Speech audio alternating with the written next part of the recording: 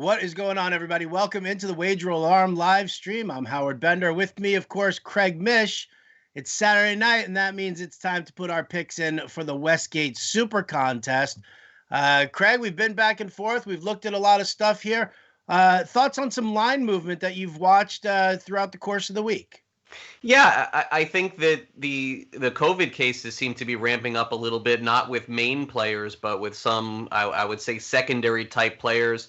And I suppose that the way that the term that they use is like cluster, when it's two or three players that are on the same side of the ball, offensively or defensively, as part of the same group. That's when you can kind of start to adjust lines and adjust movement. But for the most part, we will be involved in, I think, one of the bigger moves of the week. And I think that earlier in the week, it did appear that we were at least leaning on the right side of it. But honestly, we don't have much of an advantage because everybody else can do the same thing, Howard, when they make their picks tonight and they give them out for the Super Contest. But, earlier in the week, we did say, and if you were going to bet the Broncos, to make sure that you got your 5, because by the end of the week, it probably would not be that. This would be the last opportunity to get 5.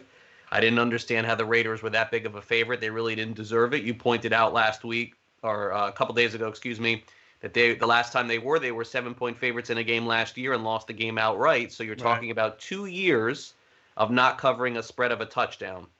It's a long time for a team. Now, maybe this is the week that the Raiders put all of the doubts to rest. Personally, I feel good about the Raiders. I like their team. I think they're playing great, but that doesn't mean that I think that they're going to win by a touchdown over any team in the NFL. And so that one in particular is one that stuck out in terms of value for me. Tampa Bay has risen a little bit in terms of being a favorite. So also with Big Ben back, I'm actually surprised that the Steelers are only 7.5, but I'm going to guess by tomorrow morning they'll be 8 or something along those lines as well.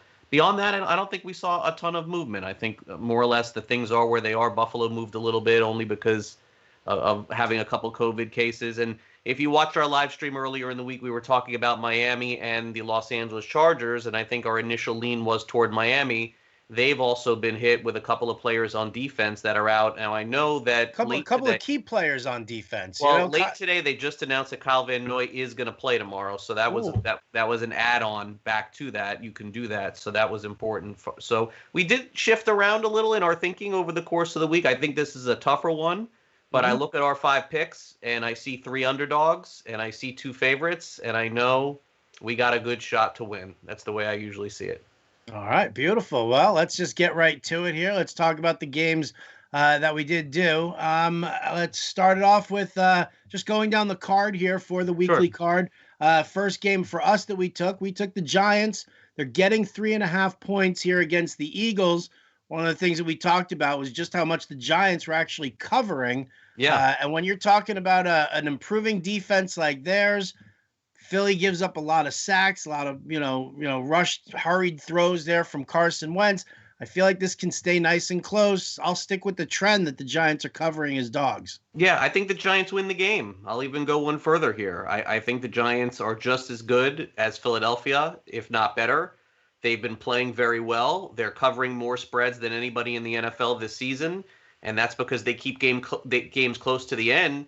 In fact, they'd be covering 90% of the games this year had they not blown that one to Washington a few weeks ago where they lost that game outright. They didn't cover that one. So, look, I really like to pick a lot. I'm not a big fan of Philadelphia. I feel like they still have those inflated lines just based on their name, but Wentz hasn't played well all season long. They do get Sanders back. That's a very big upgrade for them having him there. There's no doubt. So that will be a plus for them. But in general, you have to back.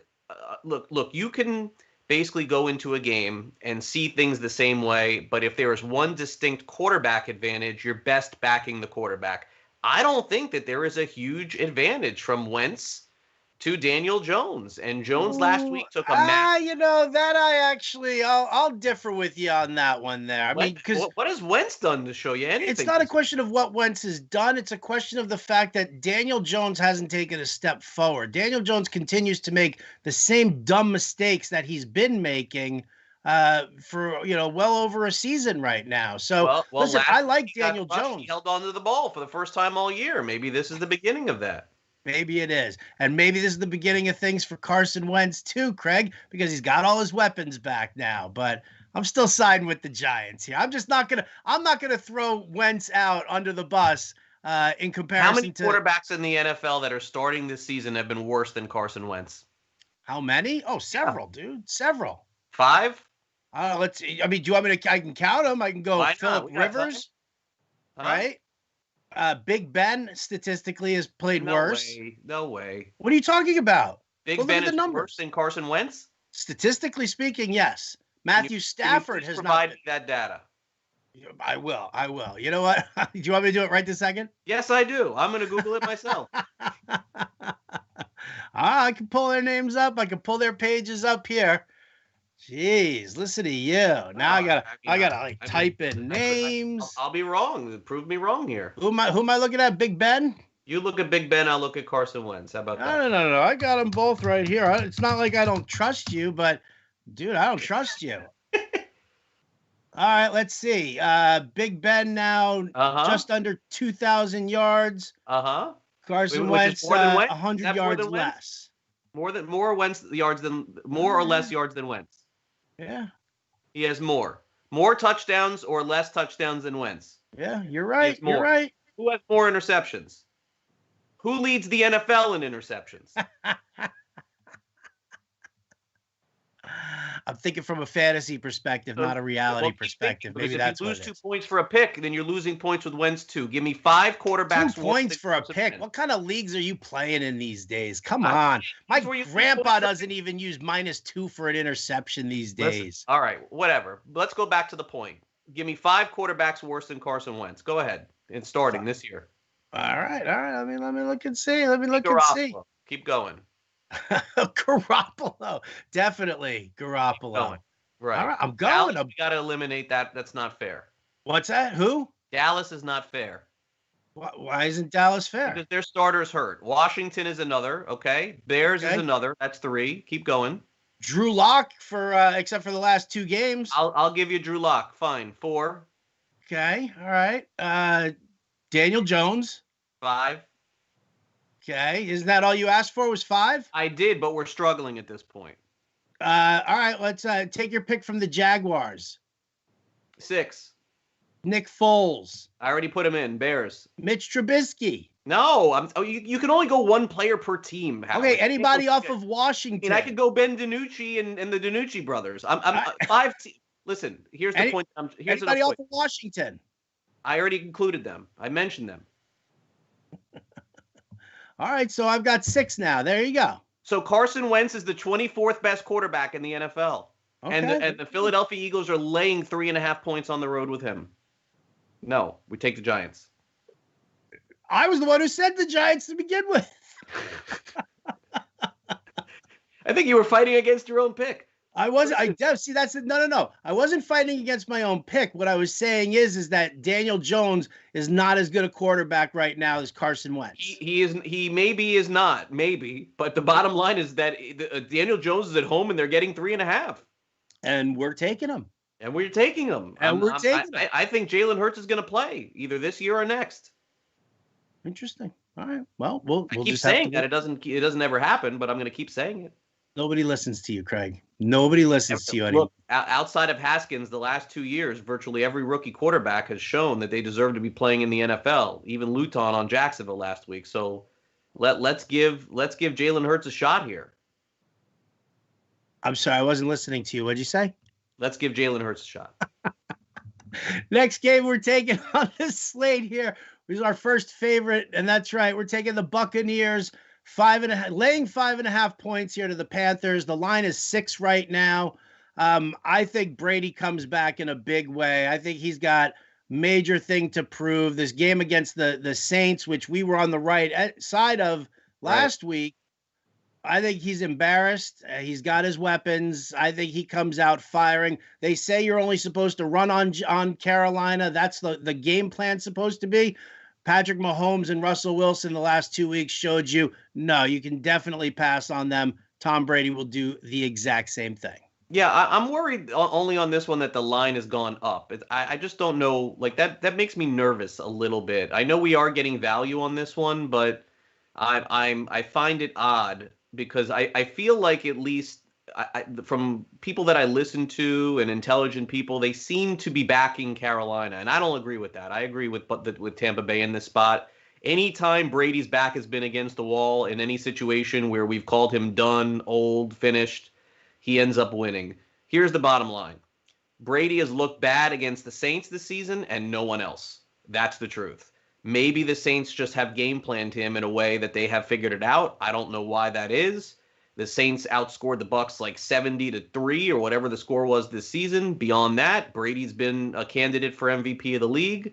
So I'm with you. I expect a bounce back. I will say I've been very impressed with Carolina and the way that they played all season long. I also do not forget how poor they played 2 weeks ago when they got throttled on Thursday night, I believe. I don't remember who it was against, but they got killed on Thursday.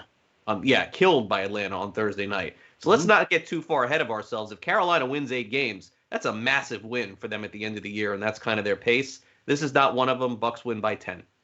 There you go. I like it. All right, next game, like we were just talking about, Denver Broncos. We're getting 5. That line is 3.5 now. So we're getting a really nice value here off of Denver. And I'll tell you what, from a defensive standpoint, they're getting both their corners back right now. AJ Bouye is officially back. And then who's like King, I think, is the guy on the other side. He's actually going to be playing, and he had an ankle issue. So they're both back now. They've got their top corners. I feel like this offense has found a little bit of a groove. I would like to see them not fall behind and have to go into catch-up mode the entire time. But I'll take the 5 points here in another tight divisional game. Yeah, we're 2-0 with Denver this year, so we've kind of had the secret sauce for them. We opened up at the beginning of the season with them at home. We'll always do that at the beginning of the year, always take Denver plus the points at home because they play well in that first month of the season. And when I looked at the game, I just didn't think the Raiders deserved to be that big a favorite. I don't think there's any value with the line right now being 3.5, and I think it'll be 3 tomorrow. That's pretty much what it should be. These teams are not that much different. The Raiders are probably a little bit better, maybe a point, maybe a -4, but -5 is too many points for the Raiders to be giving here. And by the way, outside of Ruggs and a bomb to Aguilar every once in a while, they're really not the kind of team that's going to score an 80-yard touchdown. I'm not saying that they can't score 30 points in a game because, of course, they did it against Kansas City a few weeks ago. But I think their model is more or less keeping the game close, grinding it out, using Jacobs, using Waller in the red zone. Denver's game plan is clearly terrible every week. They don't attack. But I would have to think if there was ever a week where they would have learned what to do the last 2 weeks, they should just basically be taking their second half from the last 2 weeks and start it off in the first half. So maybe it's some up-tempo, maybe it's a pace of play, change of play, because the coaching staff for Denver and everybody else involved, this is basically it. If they want to keep their jobs, they got to win this game. They lose this game, it is over for their season. They're going 6-10 or 5-11. So we're going to take Denver plus the points here. And I would expect this game to be close. Maybe the Raiders kick a field goal with Carlson at the end.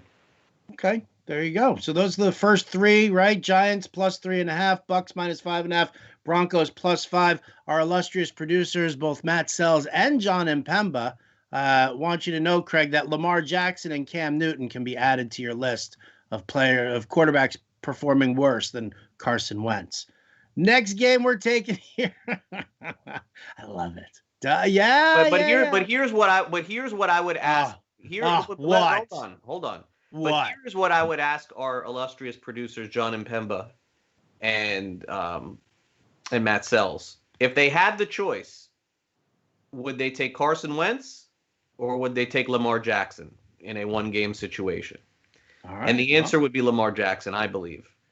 Maybe not Cam Newton. I'd have to put him in that conversation. I think that's fair. But we're still talking about a bottom 6 or 7 potential quarterback in the NFL. And first it was 5, now it's 6, now bottom it's 9 quarterback in the NFL. A bottom 8, a bottom 11. Right. Howard. Matt Sells says Wentz. He's taken Wentz over Cam Newton. Have not heard from John Mpemba yet regarding Lamar over Jackson. Cam Newton, I agree, but not over Lamar Jackson. I just see 3 dots moving nonstop right now, so he must be typing a whole lot. I appreciate them watching the live streams. I think my illustration was just to show that Carson Wentz is one of the bottom quarterbacks in the NFL. He is not a top 20 guy or top 21 or top 22. He's pretty hard to do. Leads the NFL in interceptions, and they were on a bye week last week. Listen, dude, it's pretty hard to play a game when you're picking yourself up off the ground 22 times a game. Okay, so this week, if he throws 2 or 3 more picks, can we have a different conversation next week? Is that fair? Well, I'll tell you what. Then I'll look and see how many hurries, how many hits he's taken. I'll actually, give you that whole. That's very fair. So in your estimation, the offensive line of Philadelphia is the worst or close to the worst in the NFL? I don't know. Is that accurate? Been pretty bad, yeah. Okay. All right. Okay. I don't know the answer. I know when Lane Johnson doesn't play, they don't win. I know that. But beyond that, I couldn't tell you one thing. There you go. Well, see, here you go. That's why Peters, you got me is he here. Still there? He's like 100. No, he's not there anymore. Okay. All right. He's like 90. He's only like 92. Come on. Fourth game on the slate we're taking here. Cardinals. We're laying 1.5. The line is 2.5 now. So we're getting a point value here. Again, Bills traveling across country. Yeah, I mean, it's some special teams and some guy, and Josh Norman in the secondary as far as the COVID outbreak there. I look at this team, I look at the Cardinals right now. I look at the way Kyler Murray is playing. You want to talk about a guy who's playing like insane ball right now. He is. He's got the weapons there. The Bills defense, they've been giving up a ton of points. So, yeah, they look great against, putting up points for Seattle. But, I mean, Russell Wilson absolutely carved through them. Kyler Murray can do the same. Not to mention Kyler Murray, how about this? 67 rushing yards per game. That's his average for this season. Yeah, the Cardinals is by taking the Cardinals this week, that's a good example, I think, just for people out there to put blinders on when you make picks. And you really can't look at the previous week and use that as an indication as what can happen going forward. We're seeing a lot of that with Tampa Bay and New Orleans, I think, after Monday night, because, again, the game is so close to Sunday. When it happens Monday night, it's really fresh in our mind. It's essentially the last game that's played with the exception of Thursday. So the exercise is really good to show people, hey, look, we took Arizona last week. We lost. We felt Arizona was the winner in that game. You're up a touchdown late. You cannot fall into the trap of thinking, oh, woe is me. We took them and we lost. You have to be able to forget about that and just basically say who is playing better offensive football. Outside of last week, it is the Cardinals. Which quarterback is playing better? It is the Cardinals. And then the third element is on the side of the Bills, and that is the coaching. So if the Cardinals could ever get themselves going in the right way, making the right calls, not calling stupid timeouts, and basically not giving up a defensive touchdown, which is what happened last week when Murray fumbled, I think the Cardinals will come out ahead. So not my favorite pick of the 5 that we have, that's for sure. But you got to pick 5. It ain't easy. And I do believe that the Cardinals can win this game, hoping that it is a shootout, because I think that whoever has the ball last wins. That's where you want to be. I'd want to be on the side of the Cardinals. All right. So that's where we are right now. Our 5th pick, we go all the way to Monday Night Football. Matt Nagy has relinquished the play calling. That's now going to Bill Lazor, his offensive coordinator. We're taking the Bears. We're taking getting the 2.5 points. Listen, I get it. What Minnesota has been doing has been absolutely fantastic for the last 2 weeks, and it's been crazy. Dalvin Cook. This is a very strong run defense that we're looking at right now for the Bears. I'm not saying that they're going to contain, but if you watched Thursday Night Football and you saw the Colts defense shutting down Derrick Henry at times, now granted, he's still got his 100 yards, but I mean, did you see how many times he got slammed behind the line of scrimmage? I think the Bears have the capability of doing that to the Vikings, slowing them down in this game. And I'm hoping for a little bit of a blossoming of their offense here with Bill Lazor now doing the play calling, because Matt Nagy sucks at play calling. Yeah. Bottom line. I think also before we get to Monday night, Thursday night was another good lesson in betting where you looked, and we talked about it. You looked at the game. There was basically no indication whatsoever to think that that Tennessee wouldn't win that game.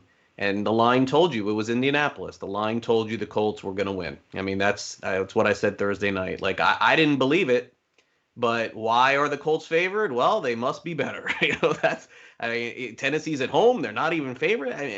And sometimes the line tells the story, and you got to forget about the personnel. This is trying to make money. This is point spreads. This is not about fantasy or anything else.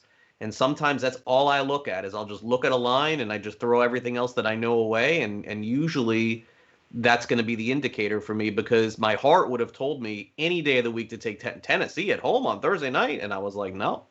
And the Colts were the pick. And it turned out to be that way. Okay. And I so did bet it, by the way. Huh? And I won. And I felt good about it.